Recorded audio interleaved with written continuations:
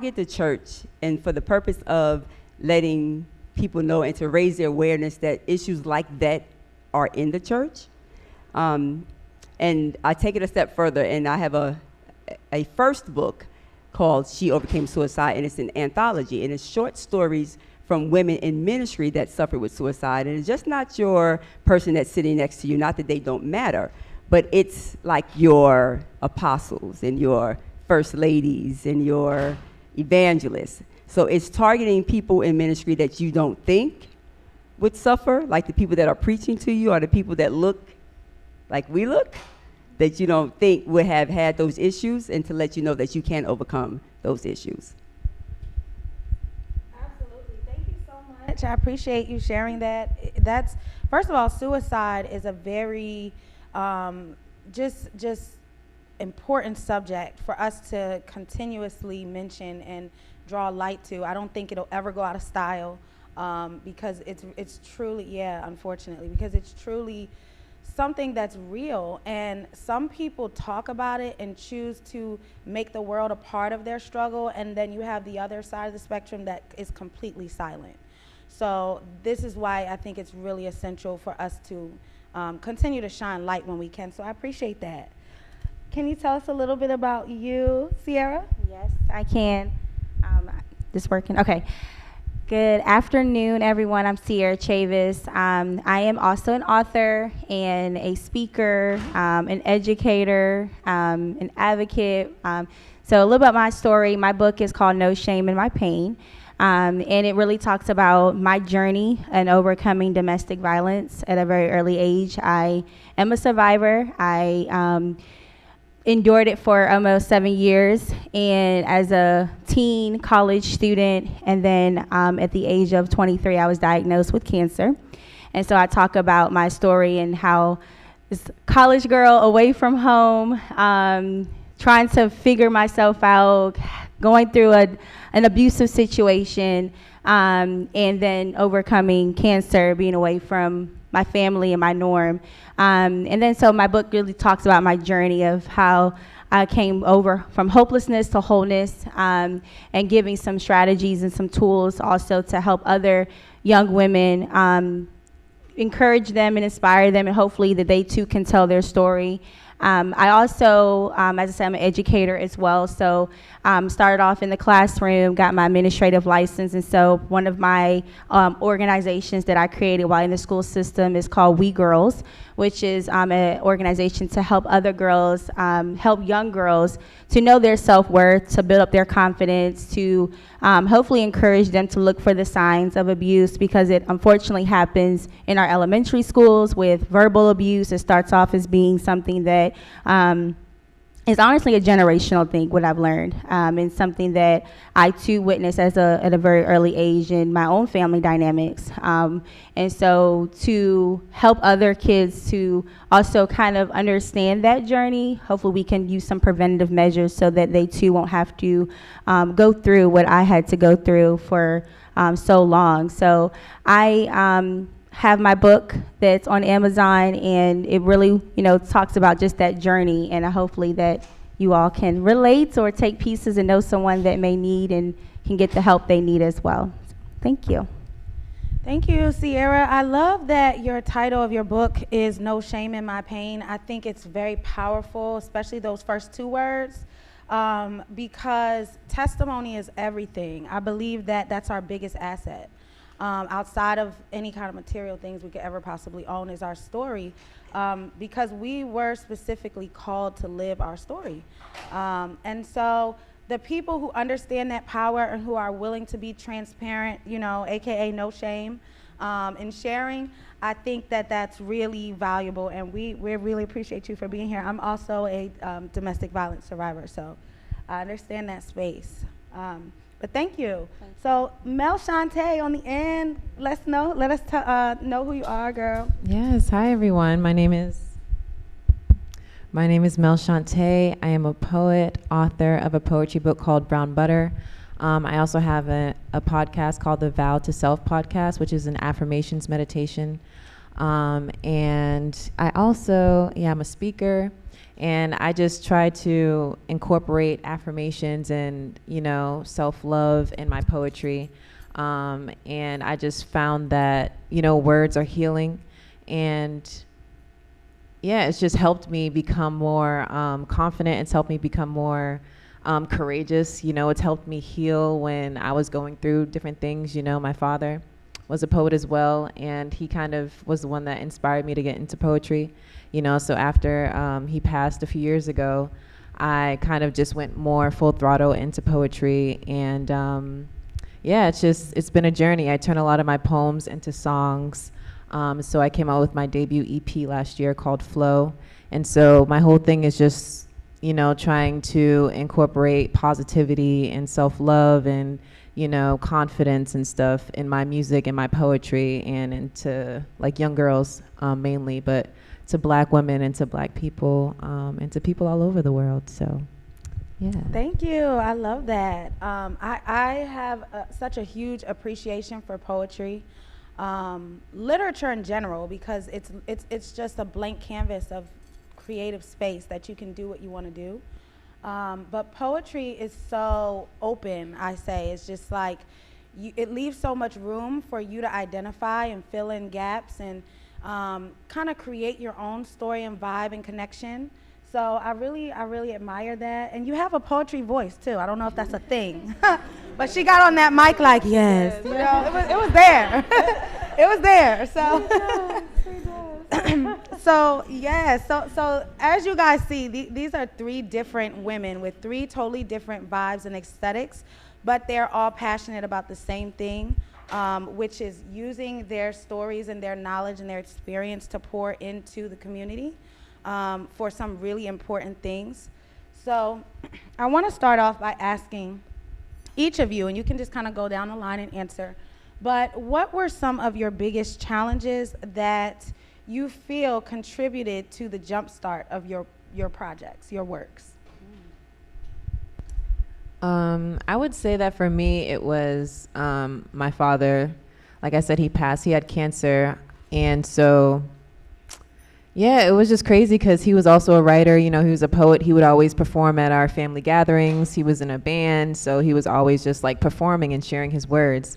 And so I just remember during his last days, he was still working on one of his books that he wasn't able to finish and publish. And he was just so adamant about, you know, me going after my dreams, me pursuing my dreams, you know, like don't stop. And so I just feel like that kind of motivated me, you know, because he was so passionate about him wanting to get his messages out there, get his books out there, even though he was going through this, you know, this experience, that I just felt like if he can do this, you know, in this state, then who am I to not go after the things that, you know, that are on my heart. So I would say that kind of helped jumpstart my book and also me performing poetry, because I was super nervous to perform on stage before that. Nice. Yeah, that's definitely, I can see that. I would say for me is when I became a mom. I wanted to break the generational curses and the cycle of abuse that I saw as a little girl, but also I didn't want my daughters to now experience that.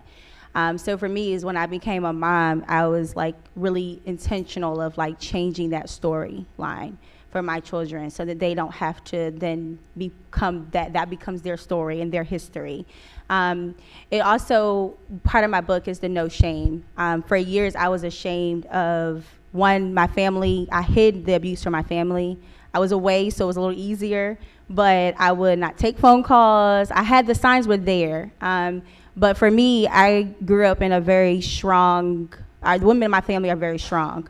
So for us, like you experience something like that is almost very like looked down on. And that wasn't something that I wanted to necessarily share with my family, that I was going through this, because I could almost hear their reaction is like, get out, like, what are you doing? But for me, it was deeper than that. And I didn't really know how to navigate those different feelings and emotions. And so for years, I hid it and I was ashamed of it.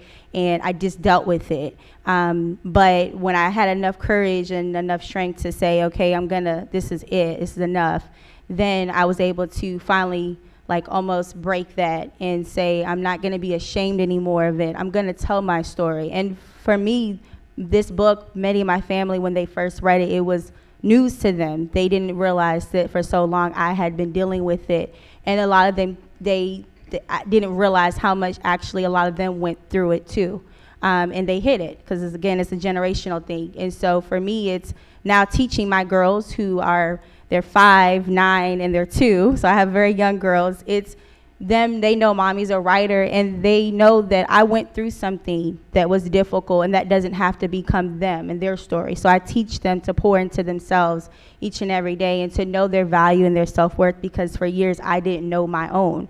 And I had to be real that I was ashamed of who I was. So that's why I allowed somebody else to kind of define who I was to them.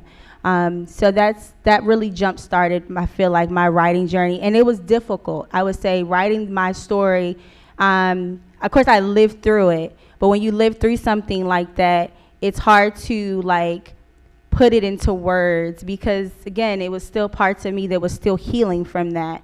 And I didn't realize, even writing this book at first, if I even wanted to publish it. It was something that, okay, I'm gonna write for me and write for my therapy. But it brought up so many different things for me, especially because I knew that one day and someday my children would have questions, and I would have to explain to them why. And so even at a young age, my kids are very young, I tell them the reasons why. And sometimes it doesn't make sense, but for them, it's me telling my truth and walking in my truth and owning that. That's accountability for me, that I have to own pieces of my story as well. So I feel like that's really what jump-started my writing. Yes, I love that. And once again, I commend you on the courage to tell your story, and to be the one, excuse me, in your family, to be vocal. Because as you said, some people, you found out through publishing that some people actually could relate to you. So I believe that when one of us write a story like that, we're freeing so many people through our work as well. So thank you for that. Yeah. For me, it was a gradual happening that's still happening. I have a lot of people that gravitate to me with problems, and it's always like a younger generation. So they always gravitate to me. Like, I'm very heavy in my church, so I have a lot of young people that would, tell me more than I probably want to know. But they'll tell me, and I'll listen, and I guess they know that it won't go any further than me. Yeah. So at first it was the millennials, because, I look like a millennial, but I'm not. So yes, Queen, let us know. It started with them when they were younger, like, because they're a little older now. So it started with them when they was younger. So I remember one day after church, that group was still in high school, and one of them asked me, they was like, Denise, how is it that you know so much? And I said, because I've been through so much. And normally the answers I give them concerning me, and that's why I said it's a gradual happening that's still happening. I give answers for them that's going to help them, that I know will help. But then when I give answers about why I know so much, it's vague like that. It's because I've been through much. Like, I give them answers like that. So it's a happening that's happening. Like, I know I'm a help, and I know I'm a help. It's because I know that I am, because there's things about me that I know about me that I know, and maybe other people know that had problems in my space at that time, and I know that I can be able to help. So what my conversation with me and the Lord one day was like, the things that I went through when I was younger, my generation was not doing the things that I was doing to cope. So I asked him when I was older, I was like, well, Lord, why did I do some of the things that I did? My generation was not doing the things that I did to cope. Why did I choose my coping mechanisms? Why did I choose the things that I did? And he said, the generation that you're helping are doing the things that you chose to do, which is why now I can spot certain things real quick. And a lot of them ask me, well, how did you know? I know. So that made it a little easier for me. That's when I started the SOS, when I got an answer for me, because I was like, I don't understand. I can't. I got to help me first before I can really, really, really get out in the world and let the world know that there's an SOS.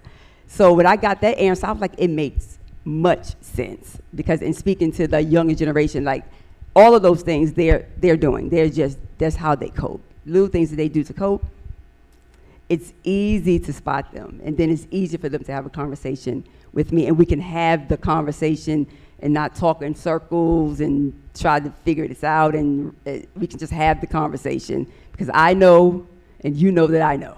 So let's just have this conversation and get to some kind of solution or get to the road of an answer or something. So when I started SOS, I knew I wanted it to be SOS because I knew I wanted it to be a cry for help. Like I wanted that message. So I sat at the table and I said, Lord, it has to be SOS. It has to be something with SOS. So I sat there, I was like, and I knew I wanted to target the church. So it was a conversation like, okay, what we're gonna do is gonna be saints, overcome. I was like, nah, it's not really, So every acronym that was coming up, it was like targeting other people, like, sisters, overcome. Like I was picking on everybody. So it was on day 2, y'all. So when the Lord don't give me an answer, I'm like, okay, I'm going to ask you again tomorrow. So I said, Lord, I wanted SOS. I need something to match SOS. Like SOS, it has to be that. Now what you give me could work, but you can't change SOS. So day 2, I'm sitting at the table. Y'all should see my scratch paper. I got all kind of SOS stuff written out. That's not working. So all of a sudden he says to me, in the small voice that he says it, he said, she overcame suicide. And me, my vague self, I'm never gonna say me, you know what I'm saying? I'm looking at y'all like, oh, the sister over there, we're gonna make the acronym for her. And then he just says to me, SOS is she overcame suicide, and the she is you. So when I, came to the grips with that, with me and me, that's when I started it. Nice, that is amazing. And I just want to touch on just the appreciation for reciprocity between person to person engagement. And I say that because when you were telling your story about the millennials that come to you for help in your church, I feel like as much as they come to you for help, I feel like they also helped unlock what you needed to push your story out. So I love that reciprocity of they walk away from that encounter and they feel like, wow, this woman just helped me so much. And you walk away with a new realization and something to go back to talk to God about. So I love that. And I think that's something for everyone who is a creative and who just has a particular way they want to tell their story, to tap into that. Because I'm sure there's people you're connecting with that are probably pouring into you, and if you're not seeing it, definitely take a stronger look at that. So I love that, and I commend you for being obedient. Day 2 is crazy because for me, I feel like a lot of us, when we talk to God, we want an instant answer, and we feel like if we don't hear him instantly, then he doesn't hear us, and that we're just got to figure it out. But patience is a big thing, patience and faith is something that goes very strongly together. So I appreciate your obedience there. Yes.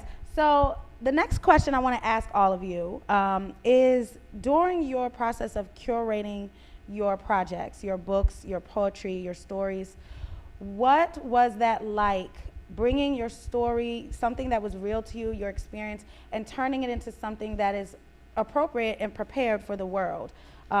What were some of your struggles from literally bringing life to paper and making it literary, acceptable for the literary world?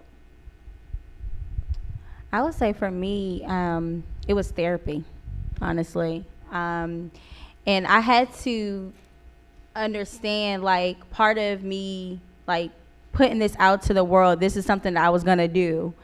I had to be comfortable being uncomfortable. And I wasn't always like that. It was still, even though I felt like I was healed, because I had came out of that relationship, I moved back home, I had literally left my life in Dallas, and I graduated from college, because that was my biggest thing, was like, I gotta graduate. And I remember telling my mom, she was like, just come home, and I'm like, I came here to go to college. I got in this abusive relationship. I dealt with all these things. I, started having children, and it's like, but my goal was, I gotta finish. I need something to stand on. And so I did that. And for me, it was like, okay, I'm out of this relationship. I feel free. I'm getting myself back together, but something's still missing. And it was like every time somebody would say, you know, okay, ask me what happened, it was like all these emotions would come up and it's like I couldn't talk about it. Or there was still parts of it that was like, I'm not ready. And so for me, it was like I had to get in that mindset, even as I was writing, was it's okay to say you're not okay. I don't have to fake it anymore. I'm not in that situation anymore. So when people say, how are you doing? I'm okay, I'm good. But for me, reality was I wasn't. And yeah, I had little girls looking at me and like, Mama, you're not okay. There were days that I just cried. Right, I would just cry out of nowhere. And I didn't want that to become a part of me. I felt myself suffering in silence, and I was suffering with depression. I didn't realize what that was until I started going to therapy, and it was like, you're depressed. And I was like, no, I'm not depressed. I'm good. Like, I don't get depressed. Like, I'm not depressed, I'm good. And it's like, she's like, no, you're depressed. And like, let me tell you the signs. And I was like, wow. It was like, the mirror is like looking at myself in the mirror, and was looking back at me, it was like, it was scary.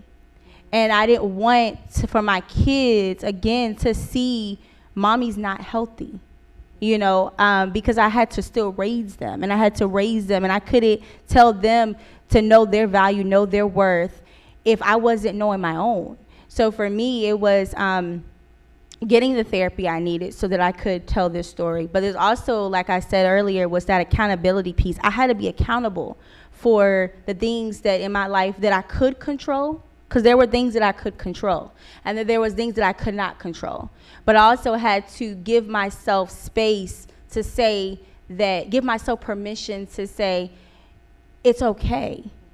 Like, you don't have to always wear this cape and be strong and hold it together for yourself. It's okay to let yourself. Strength is in the struggle. Yes. Yeah. So that's, I think, for me, and be honest with you, mental health in our community, in our brown, black community, is not something we always do, right? It's a generational thing. If I would have told my grandmother I'm getting therapy, she'd be like, go pray. Like, what are you doing? Get on your knees and go pray. Like, you don't need therapy. Why would you tell somebody your business, right? And I think for many of us in our black and brown community is that's frowned upon. You don't tell everybody your business. What you doing going around telling people you got problems? That's not something you tell. Go talk to Jesus. Go talk to the pastor. Don't go telling people your business. But that was, for me, I didn't want that cycle to keep repeating itself. It's okay to say we need help. And I had to be the first one to own that. I need help. I'm struggling with this. And there's still triggers for me. I'm married. I'm happy now. But I still get triggered, right? And for me, it's working through that. Even in my most healthy relationship, this is the happiest and healthiest I've been in so many years. But for me, it's even in my own marriage, and now I have to admit, like, there's still parts of me that's still healing. So in my book, I talk about healing through it. That it's okay to heal in your time, because there's no time limit on that. So I have to heal in my own time.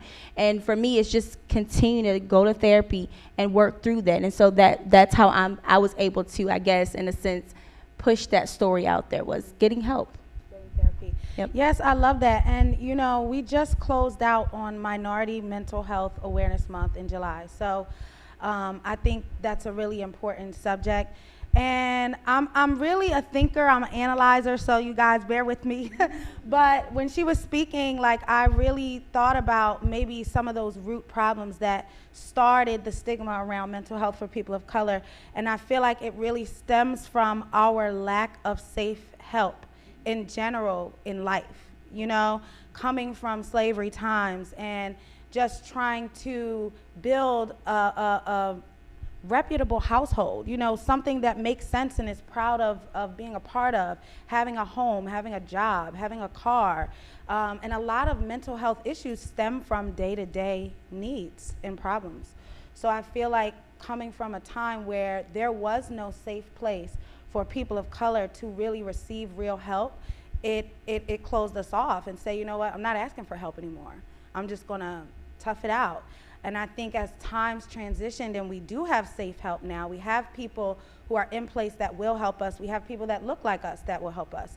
That now those doors are open, but we have to move with it. You know, we have to move with the times and realize and keep raising awareness and keep sharing our stories to help people feel safe. So thank you for that. I appreciate that. Mel, can you tell us what, and I'll just kind of go over the question for you. Can you tell us what were some of your experiences with starting your project and bringing your feelings, so essentially the concepts you write about in your poetry, what helped you to put them onto paper and actually become a writer and a poet?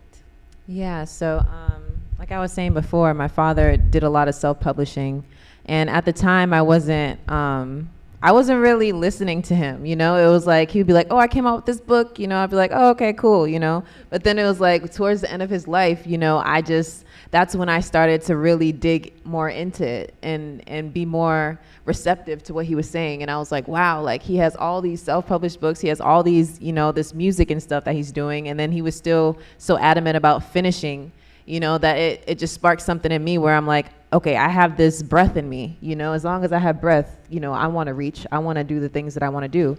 And so like my book was basically like a collection of poems that I had over the years. And as I was putting the collection together, it was actually, it started as a Google Doc that I had, and it was sitting in my Google Docs for like 3 years. And I was like, okay, this is too long for me to have this sitting here, you know? So eventually, like I actually ended up getting into the Cave Condom Foundation. It's like an African-American poetry foundation. They were accepting applicants for their, to take a 6-week course or something like that. So I was like, I'm gonna randomly apply. I applied and I got in. So they were actually helping me like put the book together. You know, I was able to get their feedback. I was able to be like, okay, what do you think about this poem, you know? So it was like I had this hands-on experience of poetry and like writing poetry and like, you know, breaking it down and analyzing people's work and people analyzing my work as I was writing my book at the same time. So it just seemed like everything kind of just flowed together, and I was able to, just settle down and put everything that I had together, and then also include some new stuff that I was writing in the class into the book. And yeah, it came about that way. It was just something I always wanted to do, and I feel like when we have that idea, when we have that dream, I think it's given to us for a reason, and we have this life and this breath for a reason. So I think it's cool to be intentional about, you know, putting it out into the physical world, you know, taking the mental and creating something physical from it. And so I think that, yeah, we all have a purpose, and we all have this life right now. So I think it's just important to pursue the things in our hearts, and that was kind of like the motivating force behind me putting my book together. I love that. I love that. And I feel like it's organic because you didn't plan to be a writer or a poet. You just had the content inside of you. So that was a courage step to bring that title under your name now. So yeah, and let us know, Ms. Kelley, for you, what was that like, transferring your story onto paper? And I have one more double question after this, because I just was notified we're going to wrap soon. But yes, let us know what brought your story onto paper. Okay, so I'll make it quick.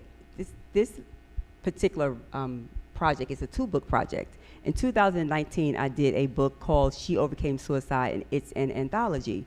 And it's a book of short stories of women in ministry that are writing about their struggle with suicide. Now, I guess the thing, if you will, when I did that submission call for that book, the criteria was you had to have had suicidal tendencies. Like couldn't have been your friend, your cousin, that it had to be you. No one could touch that book unless you suffered with suicide. So I had people that did the prayer, I had people that did the foreword. Anybody that touched the book other than the publisher, that is what you have had to have. You know how we shy away from it? No, if you do not ever you couldn't be in my book. So you couldn't tell, you know, and of course if you overcame it, so no one, you know, succeeded. That was one of the challenging things about it. So you know, I don't want a suicide story to tell me one. You know, you had to have tried to commit suicide. That's the only way you can touch this book. That was the first thing. The second one was you couldn't just tell me, well, you know, I thought about killing myself, but, you know, to God be the glory, I didn't. Like, you can't do that. Your story had to be the story. It had to be the day you woke up, and this is the day I tried to kill myself. So the stories in that book is the story of the day. And the point of that is, like I said, and you had to be like a preacher, you had to be a first lady, like it's those kinds of people that are writing the story. And the point is to show the church world that those kind of people suffer with it, and also to show the world that those people suffer with it, and that God can deliver all kinds of people, and that all kinds of people, like the lady that, I have apostles in a book that y'all, I'm telling y'all, if y'all would see these ladies, you would think like they could never have had that issue, but yeah, they had it. And now they are looking the way they look, very poised, very well put together. As I like to say, they're good money. They look good together, but they have stories of not wanting to exist, and they was actually trying to no longer be in existence. That's the first book. That's the anthology. So fast forward 2 years later, in May of this year, I have She Overcame Suicide, the journal. So I grabbed a few of those ladies, again, they good money now, y'all. So I grabbed a few of them, and we have a journal, and they just pretty much telling you where they are now. So they start the journal for you. It's journal entries for, if you buy it, you can journal your way through healing. But they pretty much started the journal entry for you. So they give you a little note, criteria of that book, not just no note like, dear sister. No, it's like if you're talking to her. So like, hey, gorgeous, I just started this journal for you. That's how I started mine. Just wanted to give you some words of encouragement and pretty much let you know where they are. They still doing good. Some said I still, sometimes things still come up. So it's the real of where they are now. And pretty much, they're looking good, but sometimes triggers do come up, but God is still able and he's still keeping me. So that's what the latest book looked like. And then you journal your way through healing from them giving you some few words of encouragement. I love that, and I think that setup really humanizes the concept. I think it takes away that thought that this can't touch certain types of people. If you're dealing with the church, the church is a very well-respected and, well put together network. And so to have them be transparent and share those stories, I think it really does humanize the concept. It doesn't matter who you are. You can struggle with these things, and it's not okay, but it's also not uncommon. So yes, I appreciate that. And because we do have to wrap soon, guys, I'm going to ask a joint question, and you guys can answer this the best you can. But I really wanted to give you guys a chance to share more about your author journey specifically, because I know this is Black Writers Weekend and we have a lot of writers and aspiring writers. Tell us about your author network. When you started your journey, what was it like for you in the literary world? Did you have a writing coach? Did you hire a publicist? Did you have a literary agent? What was that process and your network and your resource community like? And then lastly, what's your piece of advice for someone who's looking to turn their story into a book? What would you tell them as far as jump starting? So your first question was, so I self-published through Amazon. And so I have it on Amazon, and then I also just order copies that I can have physically. So then when I perform, I can sell my books. And I found that I sell the most books after I perform, and so I just started performing around New York. I ended up booking my own book tour in Europe. I literally just reached out to different places, bookshops and bookstores, and just places that would have performances. So I ended up booking a tour in Berlin, Copenhagen, and London.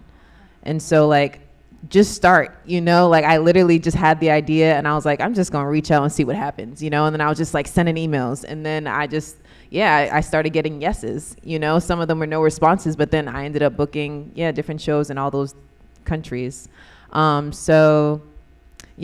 think it's just a matter of me, I also went to school for marketing, so I just had to find different ways to market myself. I use my social media to post my poetry. Sometimes I would post something of me performing, and I found that my voice was something that would engage people more. So then I would start to post my poems on Spotify and Apple Music and stuff like that. So, and then I started turning my poems into music, and then in the music, I'm naming my song, in my music, I'm naming the title of my book, Brown Butter.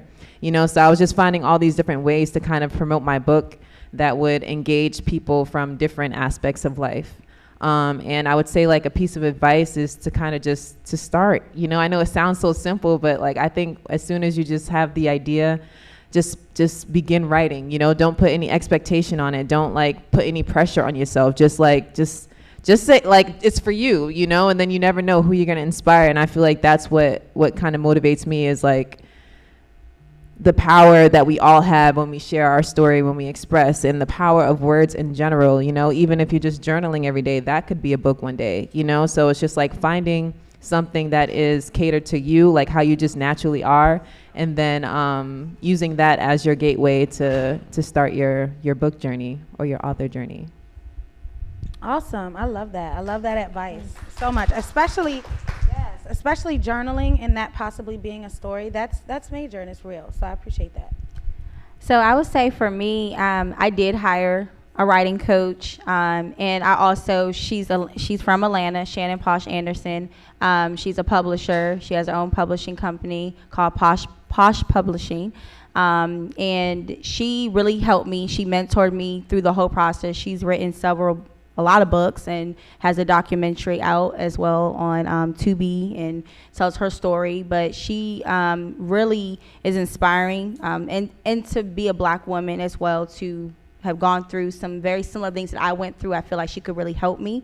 So she mentored, coached me. She also published my book, went through the whole, and I was a part of the whole process. So I was a part of the marketing process, the creating the cover, you know, doing the photo shoot. Like, it was all just, I really wanted to like know it all. I wanted to kind of, since I was gonna tell this story, like I wanna be a part of the process. But so I went that route, and then of course she published it on Amazon for me.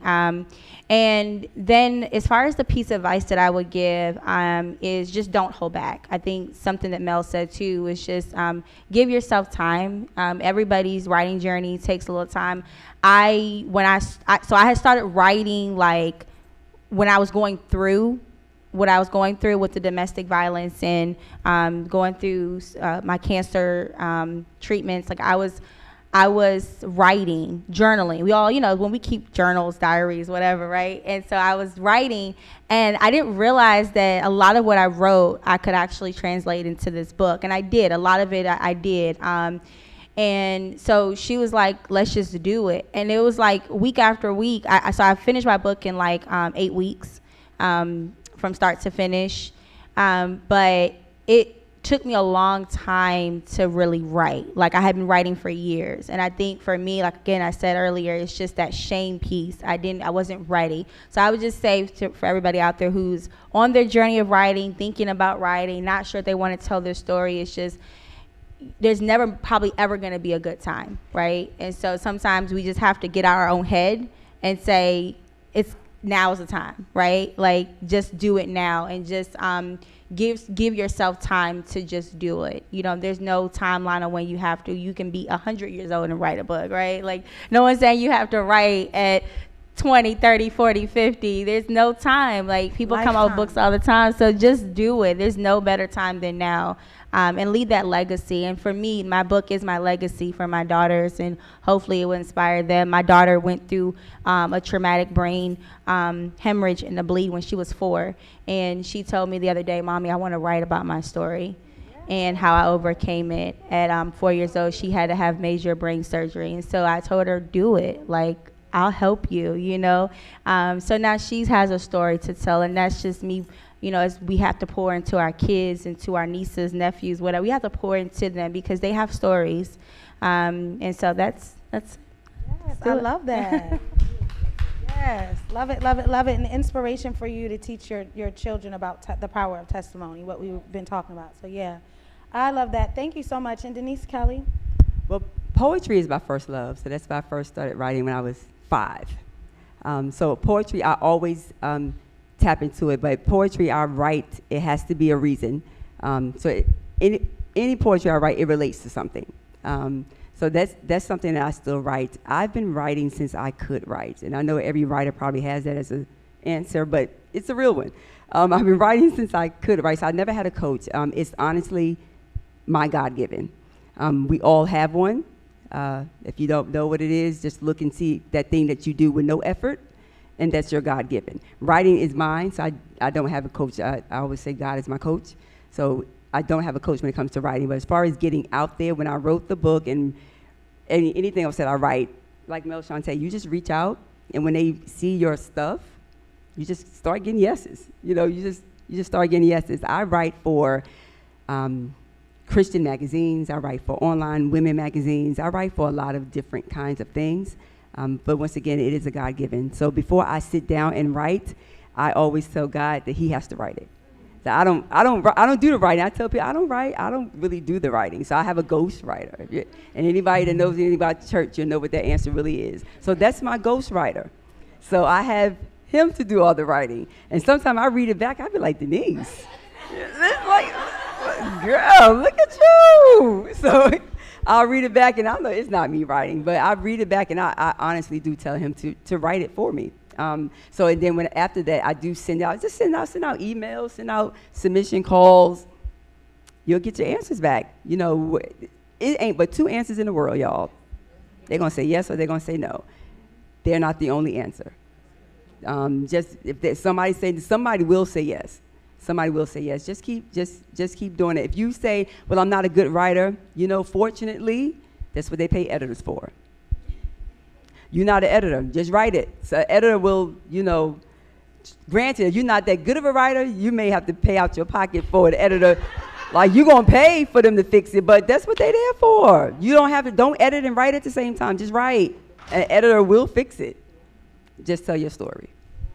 I appreciate that advice as well. That was really good advice and very transparent. And I'm just going to close it out by piggybacking on what all of you said. Myself, as a brand manager and a publicist, I can attest to what Ms. Kelley just said. I can attest to their stories and their experiences. When you are good at something and you're called to do something and it won't leave you alone and you can't rest, it's a must do. It's a must do thing, and don't worry about the quality, don't worry about the success, because if you're really passionate and you do what you say you're going to do, the right people will rally around you. They will see the value in you. They will offer you help. And the other half of that is just putting yourself in the places that you need to be so that you can be around the right people and receive that help. That delegation is very important. You can't stop your project just because of something that you don't know how to do. So I guess we'll leave off with that, and just a reminder on self-care and taking care of yourselves, staying in touch with your mental health and with the things that make you feel amazing, the things that keep you going every day.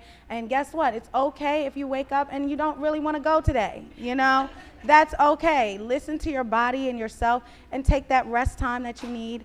That way you can come back just as strong for the moments that you are intended to show up. So I thank you on behalf of these amazing ladies and on behalf of Black Writers Weekend, and we hope you enjoy the rest of your events.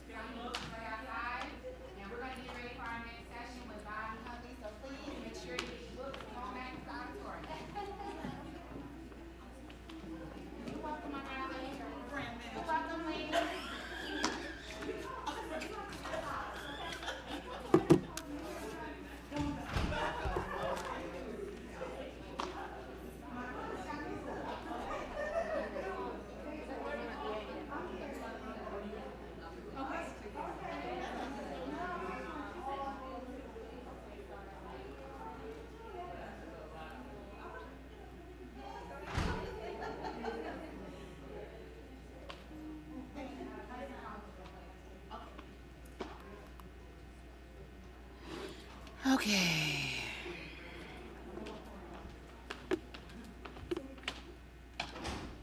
Hey, Britt.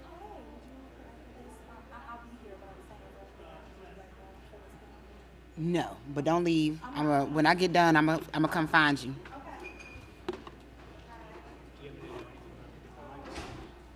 No, but I think they all kind of hook up. Dang. Oh, there we go. Hook up the same. Yes, you can.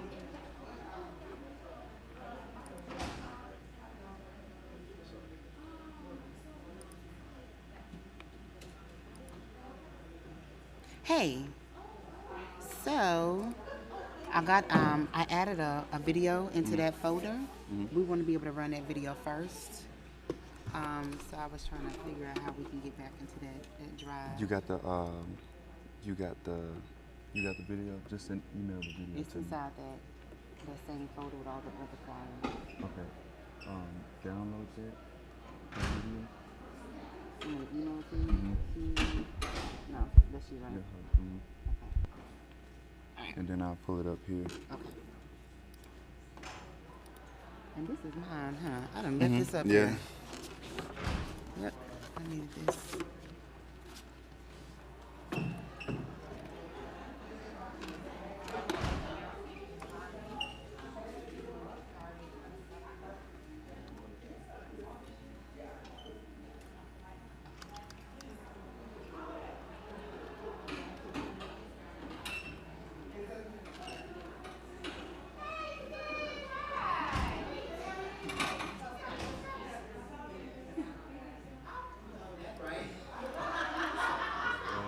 How you doing? You got your. You gonna be running everything? Yeah, you got your videos. I have to do everything manually because they don't have like a.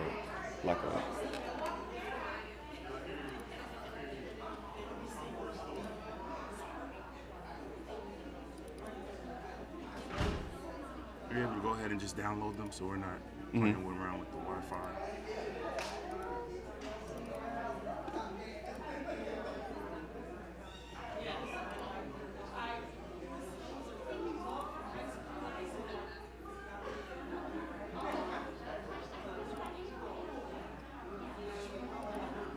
How are you doing my intro? You have like my bio or something?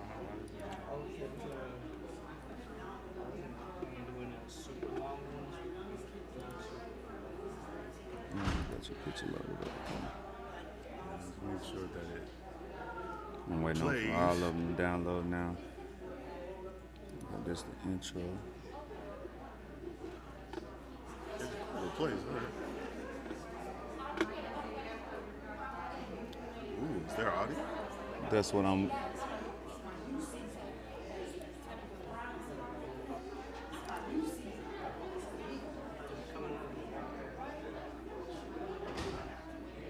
Do we need to get somebody that works here?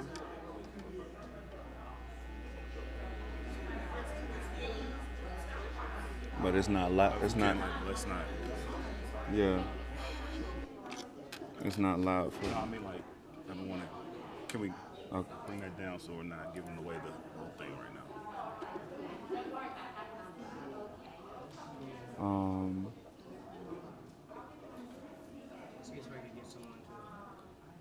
The audio is only coming from this PA system right here, but Were the other two able to download? yeah, they're able to download. They'll be able to play. All right. All you gotta do is just do that. So you're physically not going to be running this? I can physically run this if you want me to. Yeah, yeah. So it's not, so it's kind of seamless. Yeah. If that's okay. Yeah. I can get you a chair so you're not just.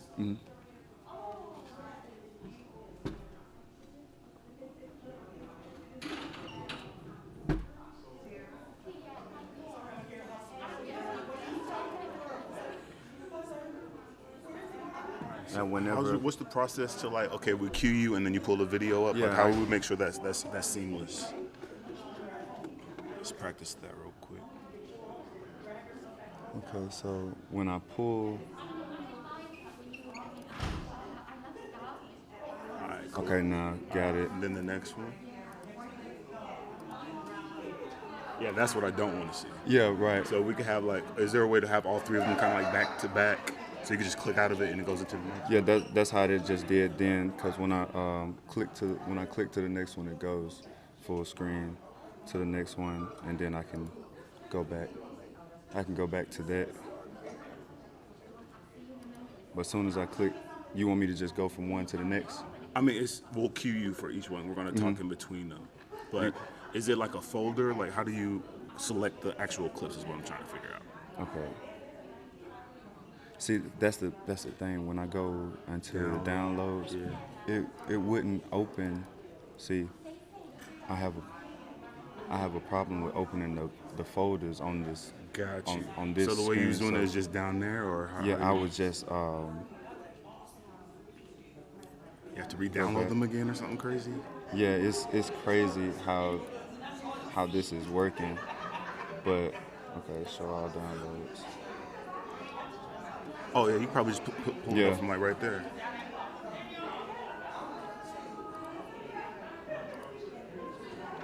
And your intro. I guess we'll just start with that, and as we're talking, you could be downloading the next one. Yeah, because it'll come up once I select it. But see when. I'm not gonna work off the computer, so let's try to hook my laptop back up and see. Because it's just working, just giving off a small. Yeah, I'll let you be great and move.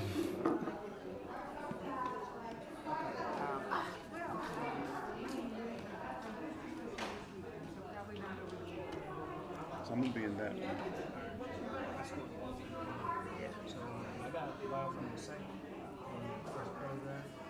Sure. Whatever makes the most sense for you.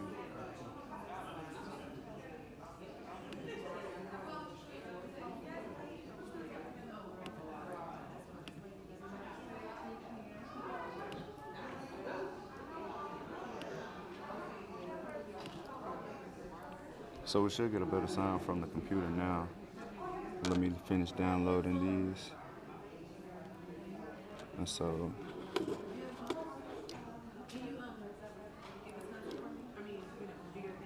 we got your picture here, and then whenever you want me to